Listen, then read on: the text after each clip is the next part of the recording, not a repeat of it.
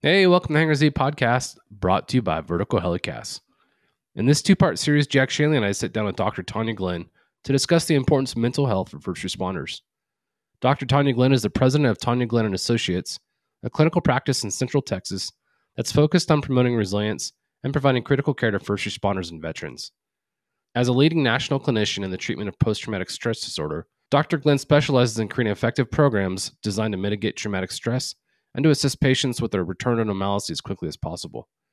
As a licensed clinician with 30 years of experience, Dr. Glenn deployed to the Oklahoma City bombing in 1995, New York City in 2001, New Orleans for Hurricane Katrina in 2005, Dallas in 2016 for the aftermath of the attack on the Dallas Police Department, and to Uvalde for the school shooter in 2022. Recognized nationally, Dr. Glenn's clients include a host of Texas and Arizona police, fire, and EMS departments, federal law enforcement agencies, commercial aviation, and air medical programs. She's the clinical director for several peer support teams with her unique perspective on special operations competencies. Dr. Glenn is a noted author with numerous books dealing with mental health, PTSD, first responders, military, and family. Additionally, she's been involved in several documentaries dealing directly with mental health trauma. Thank you to our sponsors, Bell, Garmin, and Metro Aviation. Welcome to the Hangar Z podcast, brought to you by Vertical Helicasts. The Hangar Z podcast is the first and only podcast dedicated to promoting and exploring the personnel and equipment behind the missions in public safety aviation. Join your host, Jon Gray, Jeff Ratkovich, and Jack Schonely. Still southbound, skidding to a stop. Stand by here. Looks like you're getting ready to bail. Heads up, guys, bailing. Okay, the guy, he's running through the house, jumping the fence, through the shotgun, through something out. Grabbing the shotgun. Don't go over that fence. Don't go over that fence. Grab the shotgun again. He is armed. Stay there. Hold your position. 4 on the stop. You're in custody. Good advising code 4 on the stop. Let's talk about the big one, the big one that everybody knows this term now. And there was a time when nobody knew what this was, even the experts. PTSD.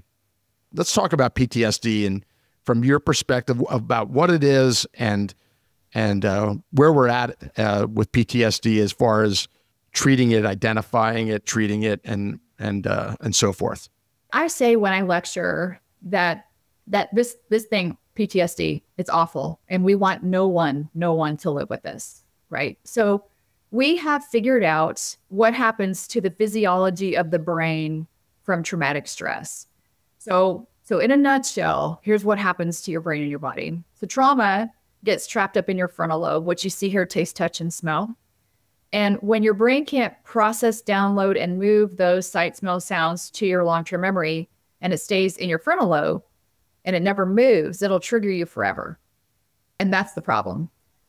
Everybody in public safety has had that nasty, gnarly, bad call, or multiple. And you all know, on the drive home, it's like you replay it like a video in your mind, and you get home, you can't get the smell out of your nose, and you're in the shower, you can't get the smell out of your nose, you go to bed, you shut your eyes, you replay it 100 times, you finally fall asleep, you have really ugly nightmares. The next day, you're still in that replay mode. What we're looking for now, and this is the standard that my practice has set because we've done so much work with PTSD, is that we want that event to be fading by 7 days post-incident. So 1 week out, we want fading. And by 14 days out, we want that thing banked in your long-term memory. The key is that your healthy, resilient brain with all of your good training has been able to take that stuff from your frontal lobe, process it, download it, push it to your long-term memory. Everybody has bad memories, but you can pull them up and push them back. They don't trigger you all day long. But a trauma that stays here will trigger you forever. So if at 14 weeks, it's not banked in your long-term memory, we want people to get help. Now, the thing about that is that for 14 days, 2 weeks, is my hard outer limit. If it's day 2 and you know you're not okay, don't gut it out for 2 weeks. Just get help, okay?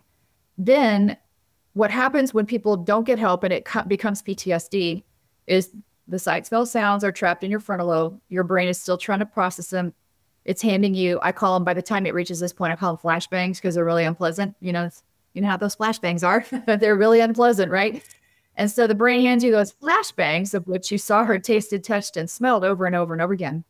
And every time your brain hands you a flashbang, whether it's during the day or at night in a nightmare, your body responds with a fight or flight response. And in that fight or flight response, you produce the stress hormone cortisol. Cortisol gets so high in your system, eventually what it does is it crosses the blood-brain barrier, which normally it doesn't do that, and it filters into your brain. And as it seeps into your brain, it hits your hippocampus, which is the thing that helps you manage trauma and loss. And when it hits your hippocampus, it causes the hippocampus to shrink. And then when your hippocampus shrinks, what it does is it hijacks your amygdala, your caveman, your fight or flight response. So when your amygdala becomes hijacked, it's basically maligned. And what the amygdala does when it's maligned is it goes from sitting in the ready, just kind of hanging out. If you need, if you need to launch into fight or flight, it's ready. And what it does is it flips over to hypervigilance. And when it does that, it's constantly scanning the environment for any kind of sight, smell, sound that could traumatize you again. And when it detects something, it launches you into another fight or flight response, producing more cortisol, crossing your blood-brain barrier, shrinking your hippocampus, hijacking your amygdala. The amygdala doesn't use logic. It doesn't think. It's our caveman. And so what happens is things trigger you all the time. In aviation, after an unresolved trauma, you're walking towards your helicopter and your amygdala is like, no, no, no, get out, get out, get away, get away, get away. Because the last time you were in that thing, you had this bad thing happen and get out, get out, get out. And putting yourself in a helicopter and working a shift, miserable. Because the whole time your amygdala is ringing the alarm bells because it knows helicopter equals danger after a traumatic incident.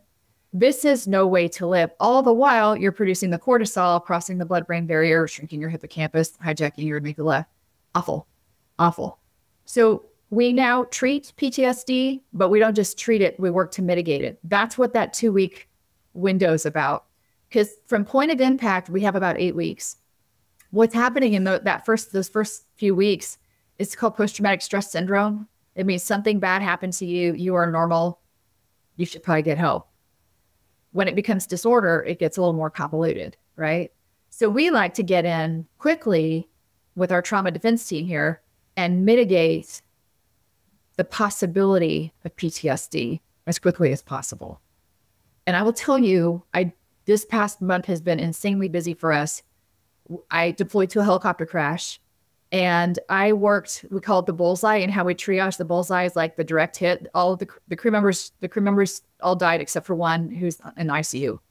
So our bullseye were people who were on the ground, whose body cams filled the whole thing, and who ran to the crash site and responded. That's our bullseye.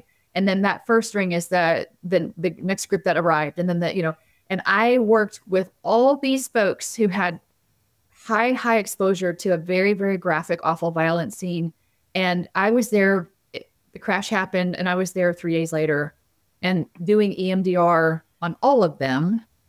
And we could talk about EMDR because we are at the point now, like we know bad things happen and we're going to get in and we're going to prevent and mitigate.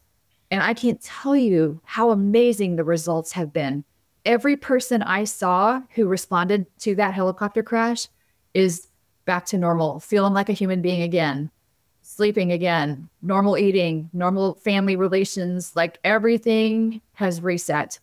But the worst thing we can do is like look away and pretend like, oh, everybody should be okay, or let's hope everybody's okay, because that never works. That's a lot. I know that's a lot. If y'all want to unpack that. No, that is exactly what I was looking for. Thank you so much. That was really well explained. A couple questions specific about PTSD.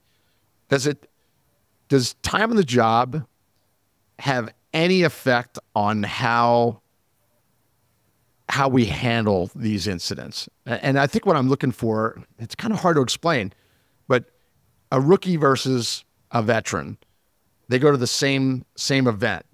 Does that affect the PTSD at all? Or is it more likely to happen to someone who's never seen it before, or somebody that's, I've been here, done that before? Does that have any correlation at all? Well, it depends. And this goes back to, every human being has to be triaged individually. Because you could go to a scene where, maybe you have a rookie police officer who grew up on a farm and has seen a lot of things, and they're fine.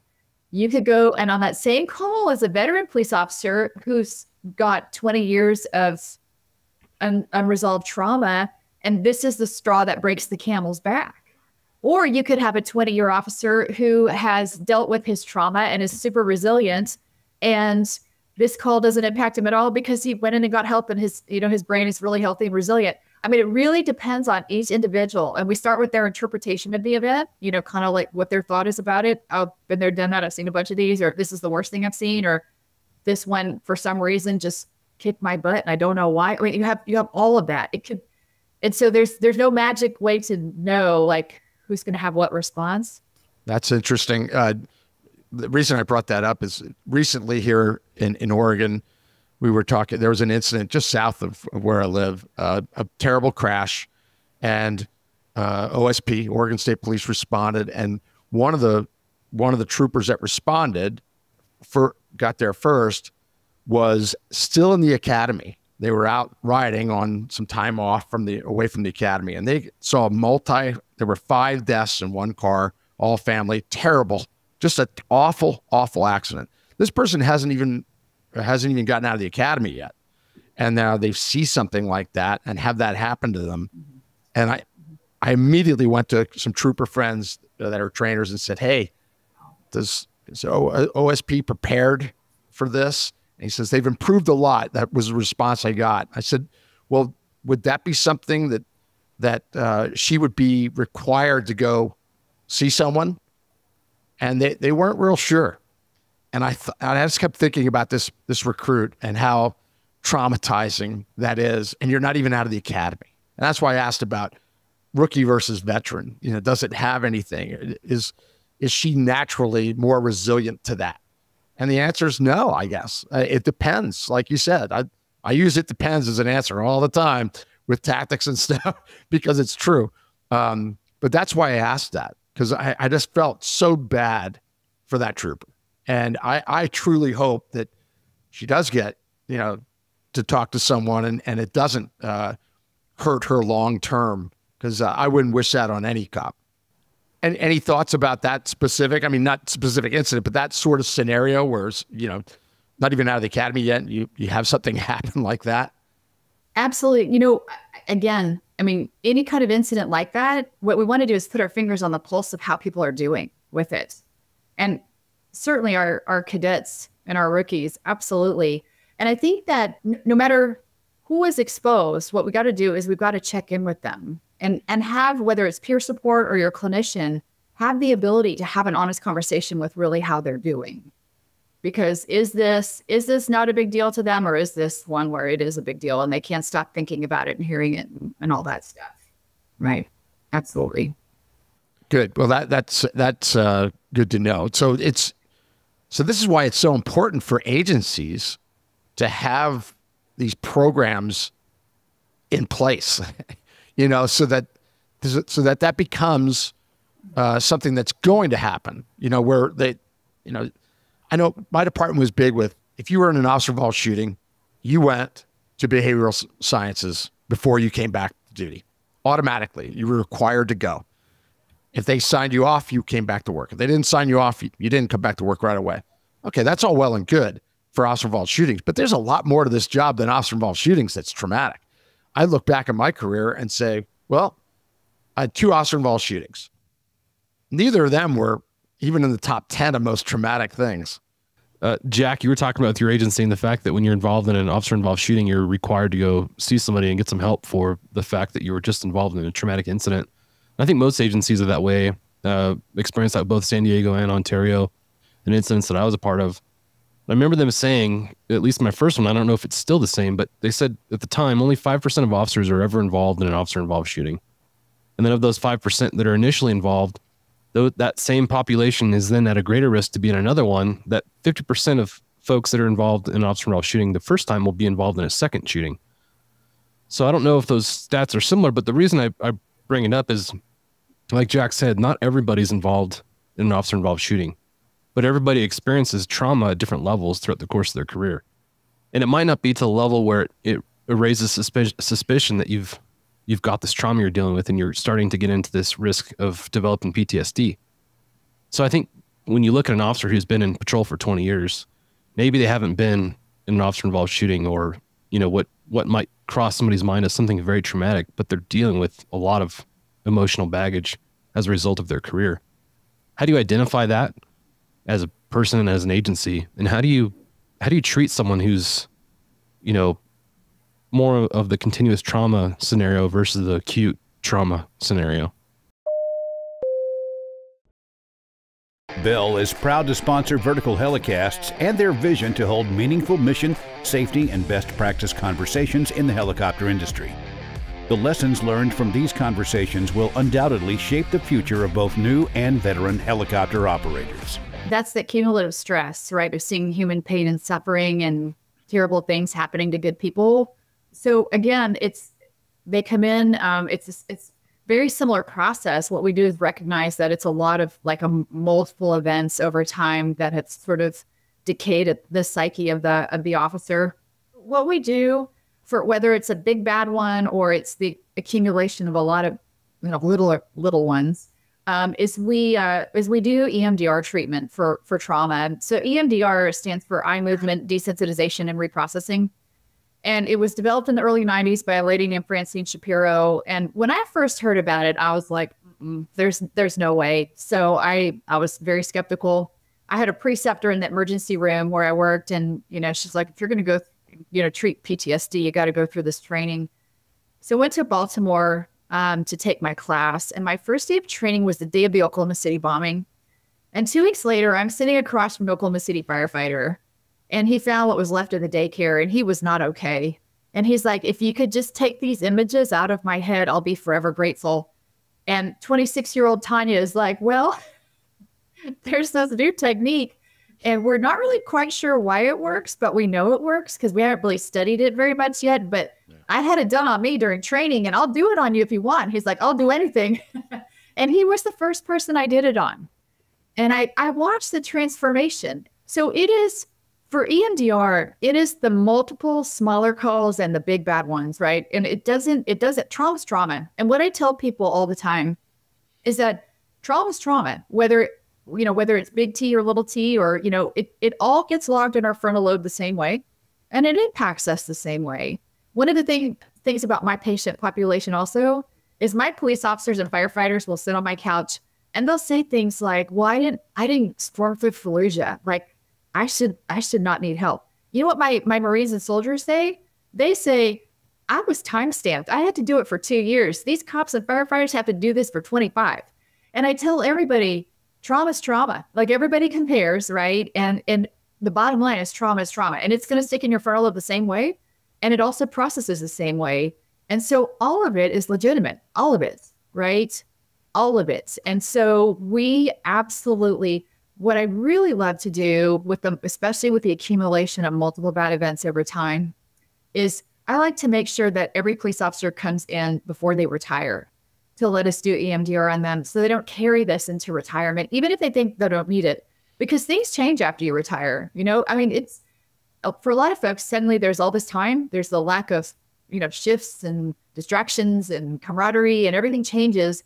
And so for a lot of officers who've recently retired and firefighters, it all comes rearing its ugly head. So come in the year before and get that stuff cleaned out. But the bottom line is trauma, when it sticks in your frontal lobe, whatever it is, it all manifests the same way and it processes the same way.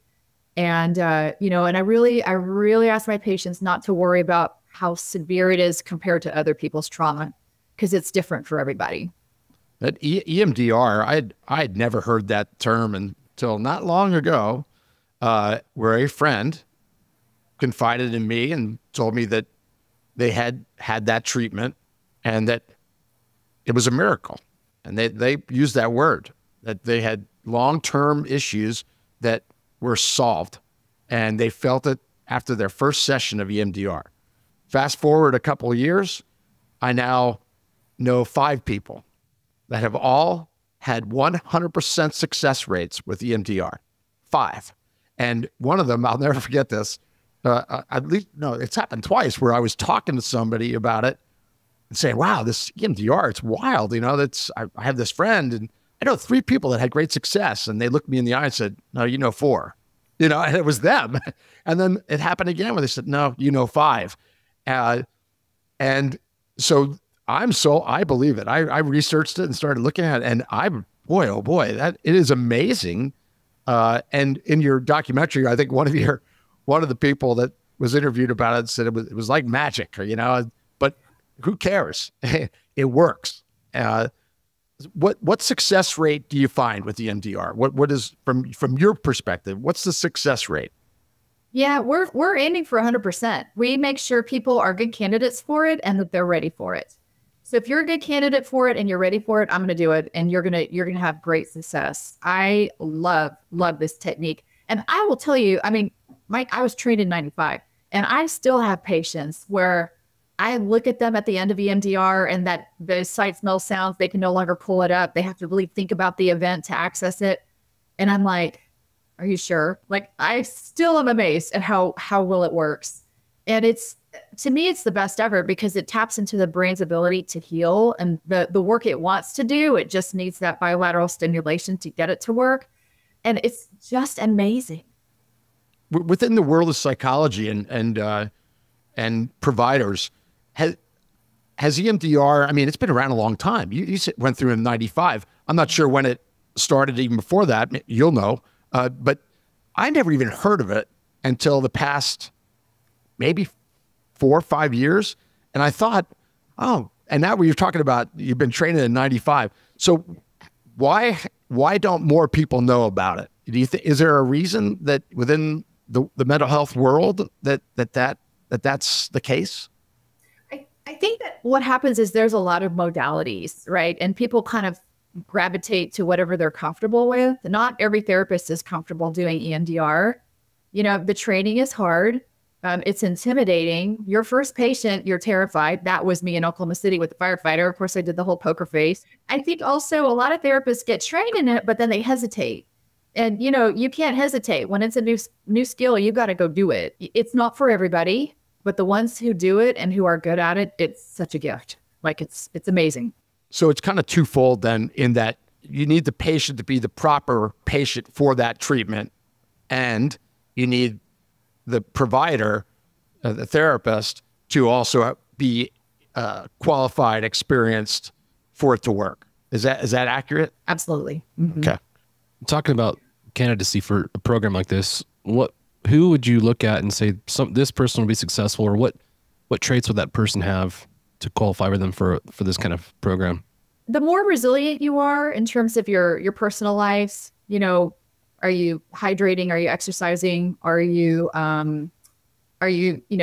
tackling issues as they come up in terms of your personal life? The more resilient you are, the better you're going to respond to it. But the bottom line is this: like, when I respond to terrible things like the helicopter crash I mentioned, is if you can tell me your story without dissociating. So like mentally, like leaving the room, like checking out of your body, even if you cry the whole way through, if you can tell me your story without dissociating, you're a good candidate.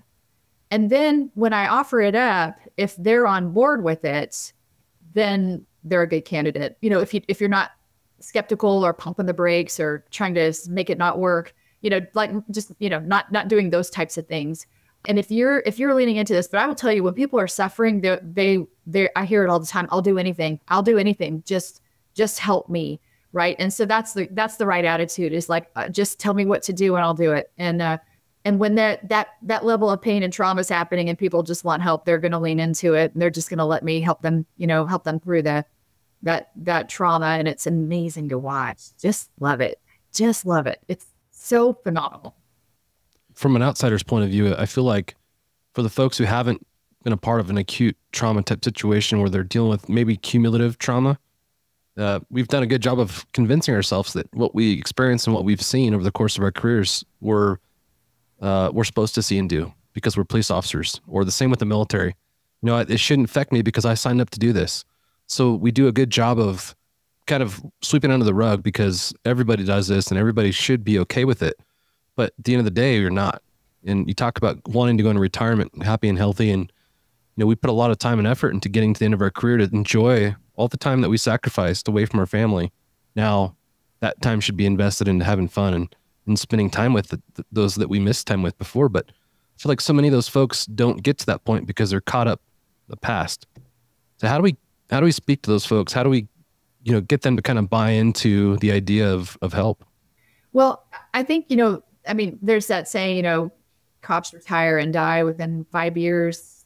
That's unacceptable. Like, I tell people all the time, like, milk that pension, like, milk it, like, go live and be and do, and, all of that. And fortunately, our customers do pay for retirees to come in and get help. So if they kind of slip by us and they retire and then the demons kick in and all the bad calls start running around their heads because the distractions are gone, they're welcome to come in anytime. But really, truly, like, just come in. And when I was at an event on Saturday, which is a fundraiser for veterans with PTSD, and a veteran was like, I'm so skeptical. Like, tell me why. And, I'm talking to him about EMDR and all the stuff we do. And I said, the bottom line is this: just come once. Just come once, sit on the couch, get to know us. Let's talk about, based on what we find out about you, what our course of treatment recommendations is. And if you don't want to try it, then you don't. But I think once you're in here in our office and you sit across from a really good therapist who does this for a living, and our walls are covered with public safety, like, we celebrate our customers. This is not like a normal therapy office. Everything on our walls has to do with public safety and celebrating our customers. And when people come in here and they realize, like, yeah, this is a really cool office and this is a really nice person I'm sitting across from who seems like they know what they're doing, then they're in, right? They're in. Just try it. Just try it, right? And if you ever, like, what I tell people all the time, if you visit with a therapist and you're like, there's no way I could open up to this person, then keep looking, right? If your instincts tell you you can't trust that person, or it's not a good fit, or the personality is not right, just keep looking. But you'll find somebody. But definitely the accumulation, being exposed to the worst days of people's lives is not normal. And I always say, it's so funny how y'all forget that. Like, it's like, that's not normal. Normal is the rest of society not calling 911. This is awful, right? This is chaos. Addressing those. And what I really love is, the younger generation, they are a lot more open to counseling and things like that. We have some paramedics and some police officers who, after we taught at their academy, just got established here and working on their resilience, haven't had a critical incident yet, but they know who they're going to call when they do. And that's beautiful. Like, that's beautiful. So whatever phase we can catch them in, whether it's at the end or the very beginning or somewhere in the middle, like, just get help, right? Just understand your job. Your job is to deal with the stuff that the normal people run away from, right? They would say things like, oh, I don't know how you do that because I would pass out or I would run away. And it's because we need people like our first responders. But it's not that I always tell people, you're not a robot. You're not a sociopath. These things impact you. They're supposed to, right? We've defined what we call the 4 red flags for trauma. And this is when Tania definitely wants to be involved. And it's when you think you're going to lose your life, even for a split second, your brain's not going to process that like normal. If you perceive that you're going to witness the loss of life of someone you care about, again, your brain's going to struggle with that. Any sort of incident involving carnage and anything involving kids. And those are, like, to me, automatic peer support activations, automatic Tania's putting the pulse on how people are doing, right? And just giving people just the care and the ability to bounce back with good resilience it's golden. I know, I'll just say this real quick. I know probably 95% of the people that listen to the podcast just checked every box you just listed. So I highly recommend you guys follow up this conversation with a conversation with Tania and her team and get some help, because, again, going back to retirement, we want to be in that place happy and healthy. And so please follow up and take care of that. Yeah, absolutely. What you do, Tania, with all your folks at Tania Glenn Associates, you don't just provide therapy after the trauma. You also front load things. You are trying to get ahead of the curve. Talk about the resilience training that you guys do and the peer support training to try and get ahead of the before the trauma happens, and how important that is. Training is everything. It's actually, when we start like on a new contract with a new customer, new department, the first thing I ask to do is to go do this training for every member of the department. We do a 2-hour trauma and resilience training, and you've seen it, Jack. You've seen me do it at ALEA and APSA. And it's really about the physiology of the brain and what happens during traumatic stress, what happens to your body. We talk about EMDR. We talk about resilience building. And I'll tell you that at the end of this presentation, number one, we never use the F word feelings. We use the other one, but not feelings. Right? And so we walk through what happens to people, right? And it makes sense. That's the language of first responders, is the physiology of stress. And people know if they're okay and they know if they're not okay. And if something happens in the future, they remember that they know if they're okay, they know if they're not okay. That's the key. So training, and it really impacts how many people will come see us because they've seen the presentation, they know who they're calling, they know what's up. So that's number one. The other thing is establishing peer support programs and giving those peer support programs the guidance to sort of run and do their call outs with me kind of dialed in. We're always on either Signal or GroupMe, and that's how they chat and they roger up in terms of what's going on. And I'm always like encouraging them or suggesting things if they need some ideas. And those peer support teams are really an extension of our practice. I mean, it's amazing psychological first aid. And we couldn't do what we do without our peer support teams because they're usually like first boots on the ground and then we follow on. And so it's all of that training is so very important and it really sets a tone. And then what part of that follow-up, it might be what my next question is, TDT, Trauma Defense Team. What I saw that on the website. I'm not real clear. I think I know what that is, but tell us what the Trauma Defense Team is with relation to your practice. So that's my kick-ass team of people who deploy to events. So I have one deployed today to something in Texas that happened last Friday. That's helicopter crashes. That's, things that happen in ERs. So when bad things happen, Uvalde, right? We used our trauma defense team for Uvalde. And so when bad things happen, that's my deployment team. That's boots on the ground, wherever we need to be for whatever our customers need. Gotcha. That's what I thought it was, but I wanted to make sure that there was kind of the response that you'll go to where the problem is. Right. Which kind of brings us to, in your 30 years, you've talked about a couple of these already, but we'll go down the list here. Oklahoma City bombing. These are all events that you participated in the aftermath. Oklahoma City bombing, September 11th terror attack, Hurricane Katrina, Dallas shooter, Uvalde. And of course, there's many others, that aren't quite as well known or maybe nationally known, newsworthy type things, but that you go to. That's a wide variety of traumatic events. I mean, Katrina and September 11th, completely different things, natural disaster versus terror attack. But I'm sure that there are similarities from your perspective. Talk about the similarities and differences in responding to events like that and how that affects what you do. Thank you to our sponsor, Metro Aviation. Metro Aviation, the world's largest family-owned air medical operator, offers comprehensive aircraft services with 140-plus aircraft in over 25 states. The Completions Center installs medical and law enforcement kits and avionics, serving diverse aviation needs, including offshore, utility, VIP, and corporate. So Oklahoma City I refer to it as the butt kicker because that was the first of its kind, really. And there were so many lessons learned. I mean, we got our asses kicked. Like they were working 16-hour days. It was hugely traumatic. It was a lot. And as you know, I struggled after that one. And then I kind of learned how to redirect that. 9/11, it being a terrorist attack, it had its own sort of like post-event sort of anger and sinister feel about it because it was such an awful event and completely, man-made, versus a Katrina, which is just like, well, here comes Mother Nature, right?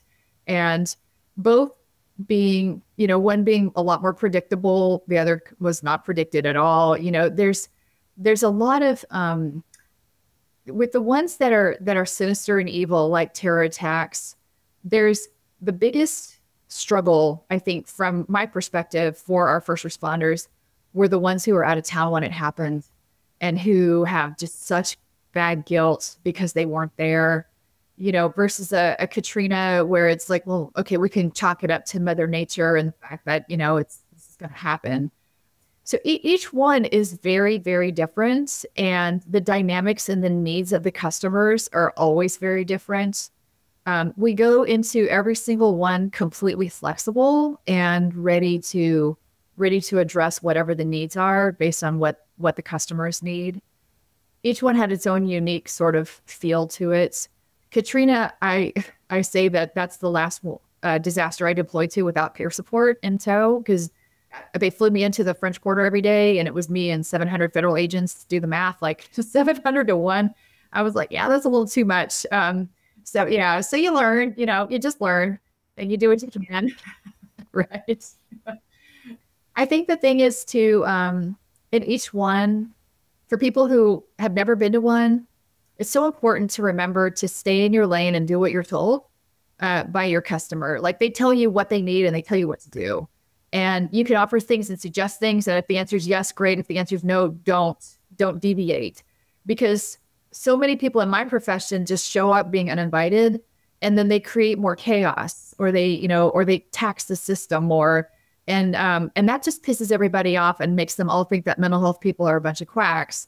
The whole point is to respond to the needs and the requests of each customer and do exactly what you're told to do. Like, NYPD, before we went up there for 9/11, they told us what to bring, what not to bring. They told us what to wear. Like, when you do that and you show up on time and you do what you're told when you're told to do it, they love it. And it's and everyone you do, you make a whole new set of friends.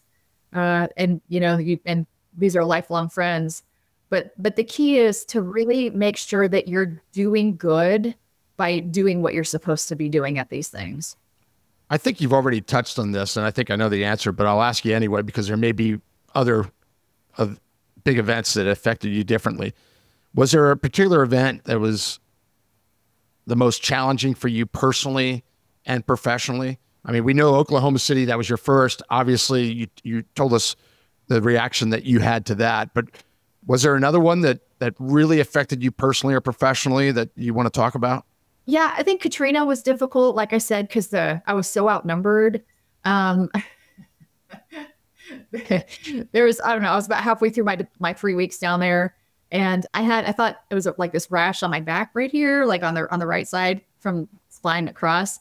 And I was like, I thought it was like the funk and the sweat and the dirt and all that, and it was hot and sweaty, and so I have this rash. I actually named it Katrina because And one day I'm like, this is kind of more than a rash, like something's going on here. And so I go to the med shed, and there's this physician's assistant. And I was like, hey, can you tell me what this is? I pulled my shirt up, and he's like, are you stressed? And I was like, no. And he goes, that's the worst case of shingles I've ever seen. And I was like, so at this point I burst into tears. And I'm like, you gotta be kidding me. And he's like, nope. So got on the Valtrex, right, and started taking that. And by the time I got home, they were all like falling off, and it was super pleasant. But like each one is different, and Katrina was challenging because just the numbers, like the 700 agents in the French Quarter and me, it was a lot. Uvalde was tough because of what happened for Uvalde. Yeah. Now I will say, for Uvalde, I always say that as a practice, we kind of skated easy on that one, because our customers happened to be people who came in from out of town, who entered the hallway just as they killed the bad guy. So none of our customers stood around in the hallway for 40 minutes plus without moral injury. It's so weird to say this, that we got off easy just working with a bunch of amazing individuals who basically went in and started triaging those kids. Right. And so which that's easier than that moral injury of standing in that hallway. So but it was a lot. It was a lot. And I think that Uvalde really, really reminded me of the importance of what we do, because I've never seen so many grown people cry, like in one room at the same time. Like so each one's different. And, and then I hear people saying, well, this is all I want to do. I just want to do disasters. And I'm like, no, you shouldn't want to just do disasters because we don't want these to happen all the time. And you shouldn't want to go to every single one because it'll destroy you. Like it's, there's got to be some downtime in between. Well, let's lighten it up a little bit and get to a couple other topics that are a little less, they're important, but a little less serious. Tell us about Tyra. One of your employees is named Tyra. Am I pronouncing that right? Tyra. So Tyra was my therapy dog. Tyra? Yeah. My Tyra Boo. Yeah, Tyra is no longer with us. But she was my very first therapy dog. And love Tyra. Everything she brought to the office is just amazing. We have a therapy dog here now named Chinook. And Chinook is perfect. Yeah, German short hair pointer. And he has those magic velvet ears. And Chinook is really great at greeting our customers. And so, so we love the dogs. The dogs really, it just changes everything. Yeah. Everything. Yeah. Those dogs are involved in different parts of the therapy that you're providing, right? I mean, right. They're one of the tools that you have on your tool belt. Yes, absolutely. Yeah. They're in session. They deploy with us. And it's funny because, most, especially law enforcement, they're like, oh, great, here comes the mental health person. And then the dog walks in and they're like, oh, you got a dog. It breaks the ice. I was just about to ask you that. You beat me to it. I was going to say, well, what's the response you get? Because I knew what your answer was going to be. Yeah. Because that's so true. The dog changes everything. It does. It's amazing how that works. On the lighthearted side, my agency, so the City of Ontario Police Department and Fire Department both adopted or bought into therapy dogs. So the police department had a therapy dog that lives at the station. And somehow for our first therapy dog, we broke the therapy dog. The dog became depressed and gained a bunch of weight and had some health issues. So we actually had to give the dog back to the breeder that we got it from. So I don't know if that happens very often, but we found a way to break the therapy dog. Oh no. That's terrible. I think poor dog. The thing I picked up on is the fact that the dog was living at the station. I think the dog needs to go home to a home in a yard and, grass and toys and stuff like a home, and it has to come to work. It's like, living at a station. I think the energy at a station can be quite stressful a lot. And so probably if you do it again, have someone dedicated to being its handler who brings it to work and then takes it home. I think they did implement that. Yeah. The dogs read that stress. Oh my goodness. They read it better than humans read it. So in addition to all these things that you're doing constantly and keeping very busy, you have found time to author 10 books. This is amazing to me. 2 of them are children's books, but the 10 books. Tell us about your books and how that came about. One of the big events I worked was the Fort Lauderdale active shooter in the airport. And that was 2017. So we went down and dealt with that. And then the director of the IACP at the time heard about what we did. And the Border Patrol chief kind of broke down everything we had done for that active shooter response. And he referred to it as best practice. And that to me was like, thank you for that. Like, that's like the golden egg for me. Yeah. That's a great compliment. Yeah, huge compliment.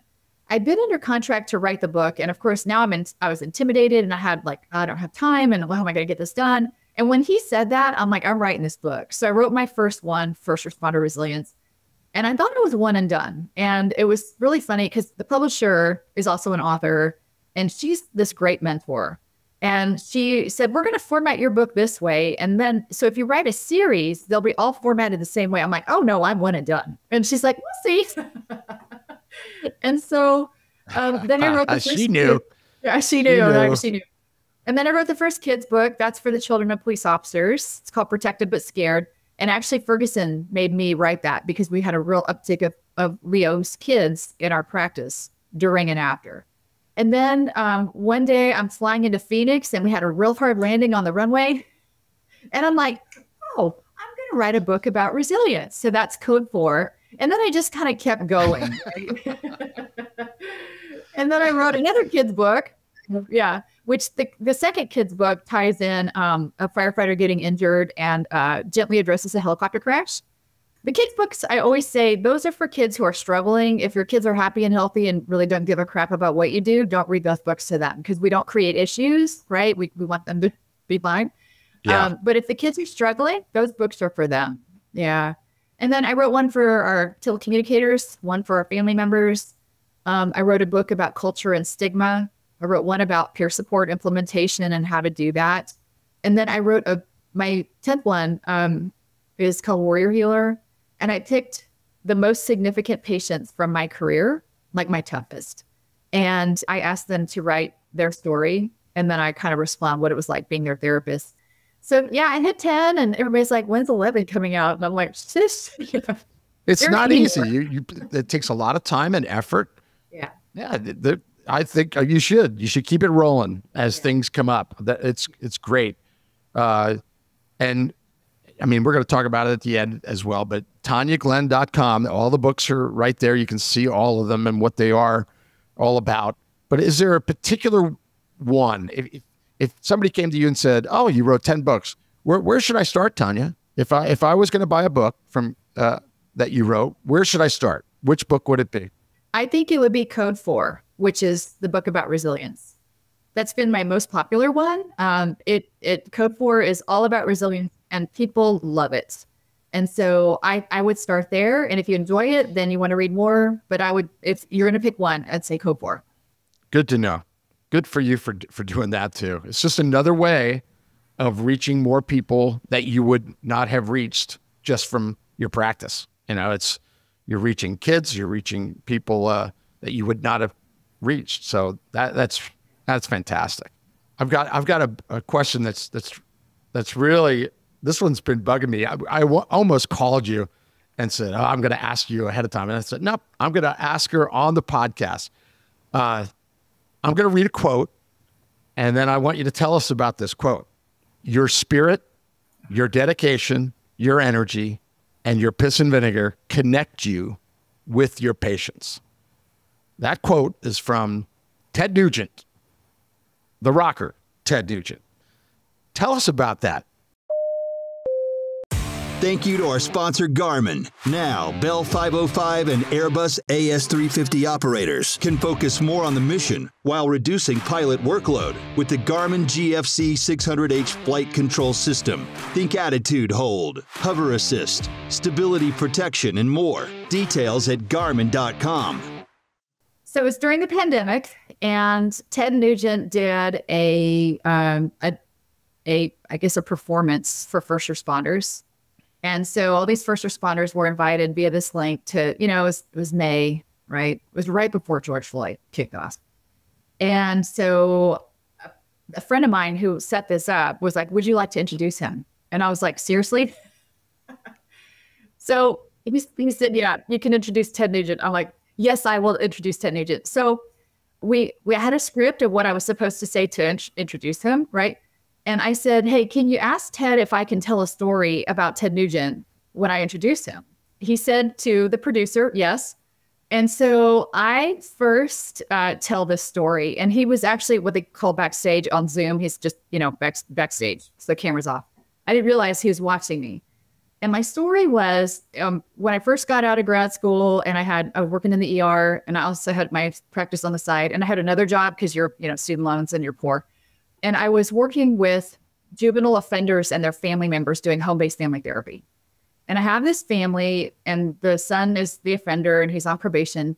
And I go to their house and the dad is a Vietnam veteran. And I'm like, I'm 23, right? What do I know? And he's just kind of like looking at me, first session, he's like, talk to the hand. And the second session, very much the same. That second session though, when he's walking me to their front door, in their entryway, he's got these shells and he has this picture of him and Ted Nugent on a hunt, like bow hunting. And I was like, is that Ted Nugent? And he looks at me, he goes, you know who Ted Nugent is? And I'm like, are you kidding? I'm a child of the 80s. And I start quoting all these Ted Nugent songs. And he's looking at me like, what? And he's like, well, that's kind of cool. I was like, do you know him? He's like, he's a friend of mine. And I'm like, I'm not worthy, and I leave. So then the next week I go back and it's completely different. Like his guard is down. He's like, come in. And, you know, and I was saying how, Ted Nugent connected us. Right. And I think he was surprised I knew who Ted Nugent was because, you know, I'm a mental health person and I'm young. Right. I tell that story and then I go to introduce Ted Nugent and I'm reading what I'm told to read. And he pops up and he's just smiling. And he proceeds to say those words to me, which was amazing. Wow. That is a great story. I knew it was going to be good. I knew it. When I saw that, I went, boy, I can't wait to hear this. I know it's going to be good. It's going to be unique. There's a lot more to this story than meets the quote. I knew it. So I'm really glad that we talked about that. He really enjoyed the story. Oh, I'll bet he did.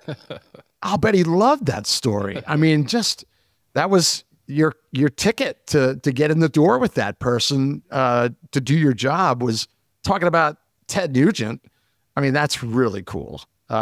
He certainly is a person that loves law enforcement and first responders and the military and his country. So that's really a good story. Thanks for sharing that. Another person that kind of pops up in one of your videos, I forgot to ask you about this earlier, is Dakota Myers. In that video with the long list of people saying one word, the last part of that video is you and Dakota. He's been very open about his dealings with PTSD over the years. I'm sure that has inspired many people to let their guard down a little bit and seek help because a Medal of Honor recipient is talking about it. Tell us about that a little bit. So Dakota's a dear friend of mine and a great friend of the practice. And he's just an amazing individual. And in any time, like I worked with a federal law enforcement agency, and one of their agents was severely injured, and so they're getting all these cameos from across the country from famous people. And I asked Dakota, he's like, Tania, I'm just going to shoot a video and send it to you to give to him. Like Dakota is one of the kindest, most just generous, caring, loving people I know. So when we shot, we call it our commercial. When we shot the commercial, I asked him if he would be in it at the end with me. And he absolutely said yes. And it was kind of fun because when he showed up here, everybody's like it's Dakota Myers, a rock star, you know? And and he's so cute. You know, he was practicing his line before we did it, and Oscar was messing it up, and and I was like, Dakota, and he's like, I got you. So yeah, it was a really fun day doing that, and I was really, really grateful for him to come on with me. Well, it's people like that, you know, and John and I have talked about this too with Jimmy Hatch. You know, when high profile people talk about their struggles openly, it takes courage. It takes courage. It always has, but it takes courage. But it's saving lives. I mean, there are definitely people that are influenced by that and by Dakota and by Jimmy Hatch and high profile people like that. We had Alan Mack on recently, who's 160th Chinook driver. And when we got done with our conversation, we said, oh man, we didn't even get a chance to talk about the mental health side of things. And we're going to have him back. Good. Because he has a lot to say about that. And we just didn't even get to it. And we felt like we failed a little bit. We got to all the really cool stories and stuff, but he wants to talk about it. And I admire that so much. When I got done reading Jimmy Hatch's book, Touching the Dragon, it was in the middle of the night. And I wrote him an email and said, you know, I just finished the book and oh my gosh, that was fantastic. And I said, you know, it takes real courage, not to kick doors in Afghanistan and Iraq. There's a lot of people do that. I mean, that takes courage too, a lot of courage. But what he has done, putting his life and his struggles and his demons out in the open, that takes a lot more courage than kicking a door. You can defend yourself with your rifle and with a grenade, but putting it out there is just so important. So I admire that so much. I admire Dakota Myers for that. I admire Jimmy Hatch for that, Alan Mack for that. All these veterans and that are willing to expose their most private things, mental health, to save others, and they are saving others. There's no doubt about it.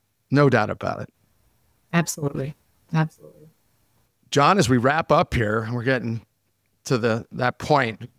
Any closing thoughts that we want to talk about while we have Tania? I want to highlight what you're doing, which I think is really important. You're not just focusing on the officer or the soldier themselves. You've got this holistic approach to treating PTSD, and maybe it's not PTSD, maybe it's just the cumulative effects that these people face over the course of their career. You're advocating for the family and for the children. You know, I was a son of a police officer. I remember growing up, you know, being afraid that my dad was not going to come home. And so you're helping address those needs that exist in our community. I think it's easy just to look at the what you perceive to be the source of the problem in the person, but you've broadened your view and you're addressing the whole picture. And I think that's really important when you look at, you know, providing a home that's happy and healthy. And, you know, divorce is a huge issue in our industry. And I think a lot of that is because of the schedule, the stress, the trauma that we experience. So my hope is, you know, for people to kind of drop their guard and open up to the idea of getting help, not just for you, but for your family, for those reasons. You know, it's so easy to blame something other than yourself for what's happening. But I just want to thank you for all the effort you've put into our community. You spent a career improving our mental health, and I'm thankful for that. Thank you. Thank you so much. It's an honor, absolute honor.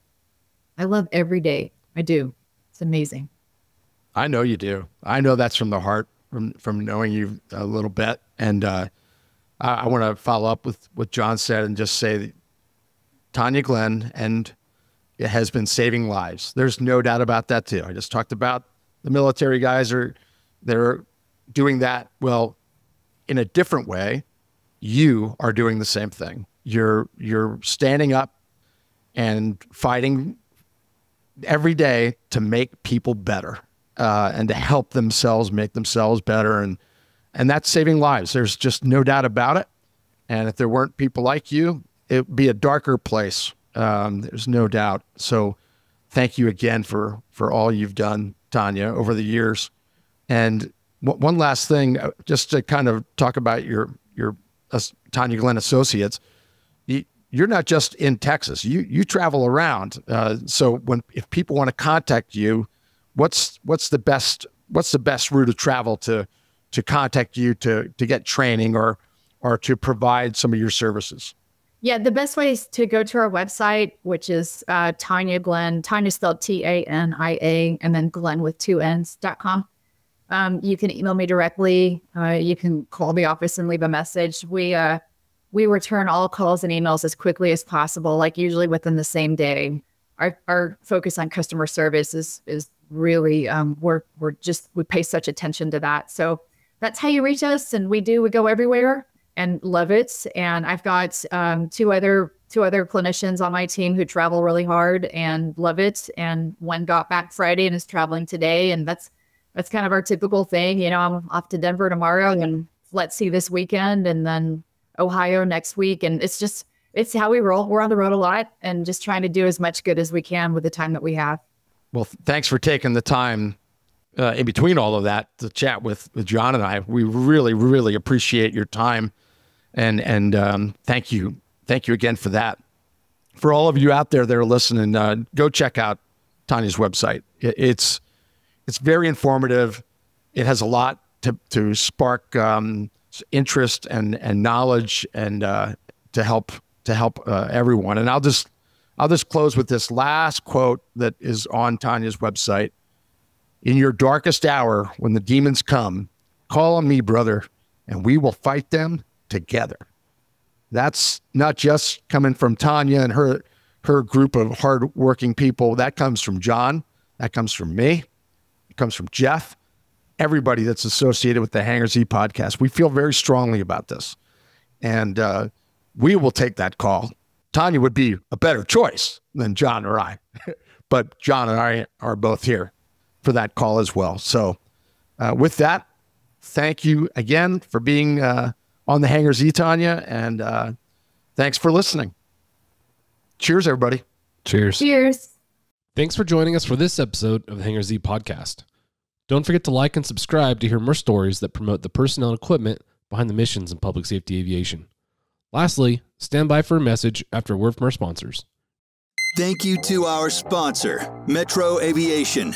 Metro Aviation, the world's largest family-owned air medical operator, offers comprehensive aircraft services with 140-plus aircraft in over 25 states. The Completions Center installs medical and law enforcement kits and avionics, serving diverse aviation needs, including offshore, utility, VIP, and corporate sectors.